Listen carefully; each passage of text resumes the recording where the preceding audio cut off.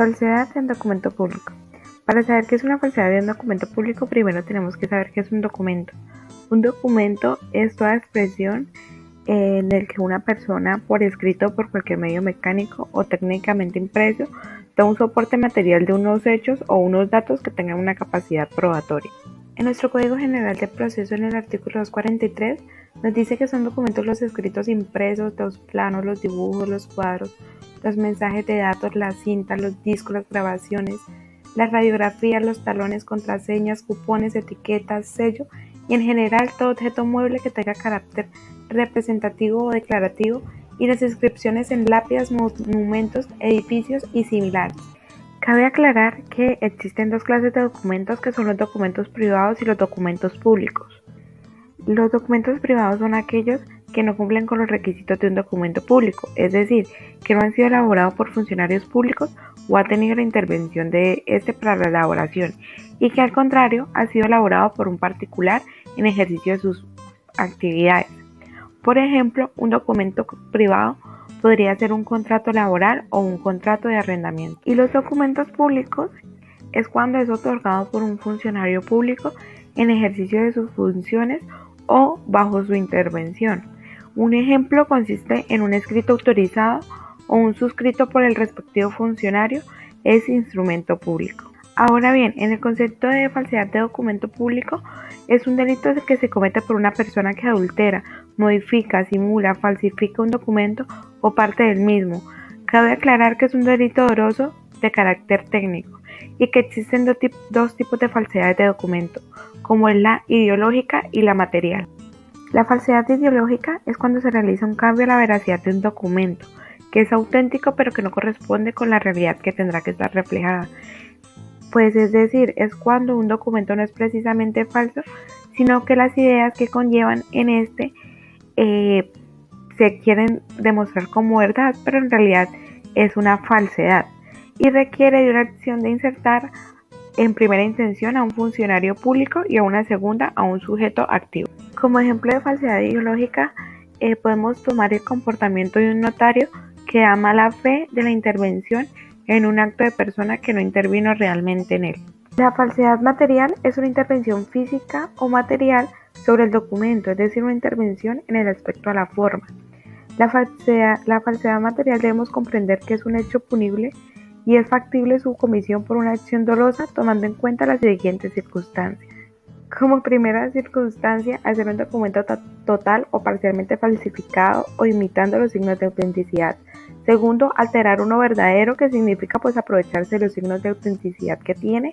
Y tercero, que pueda resultar de un perjuicio. Como ejemplo, podemos eliminar o borrar una fecha.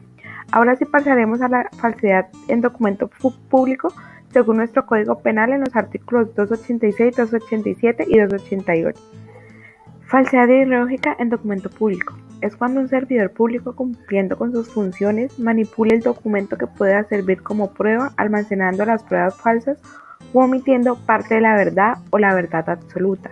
En estos casos, la sanción se hace vista de mala fe o falta de la verdad consignada en un documento oficial, el cual se solicita con el fin de probar o dar certeza sobre un documento.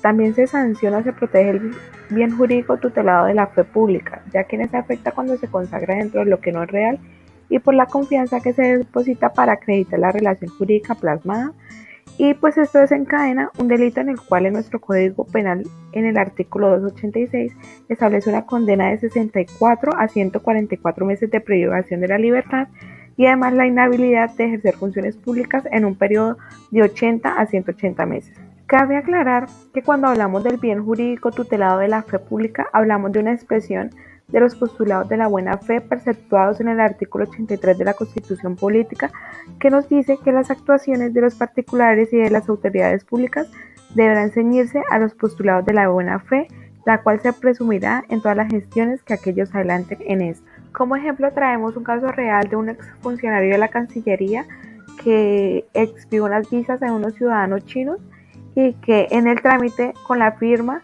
da los permisos y da un visto bueno sobre la idoneidad de los extranjeros, pero en realidad en el consulado nunca se habían presentado ni se había acreditado la capacidad económica y la actividad, y esto incurre en un delito de falsedad ideológica en documento público. Falsedad en documento público. Este delito tiene una relación directa con la falsedad ideológica en documento público, toda vez que consiste en aportar una falsedad en un documento que sirva como prueba. En supuesto, la conducta es realizada por cualquier ciudadano y no necesariamente tiene que ser por un servidor público. La gravedad de este delito recae en el dolo y la mala fe que se desarrolla en la conducta punible en las diferentes circunstancias que se pueden incurrir. Con este delito, la falsificación y suplantación del documento público hace que pierda la veracidad del documento mucho antes de que se modificara. En nuestro Código Penal, en el artículo 287, tiene una condena de 48 a 108 meses.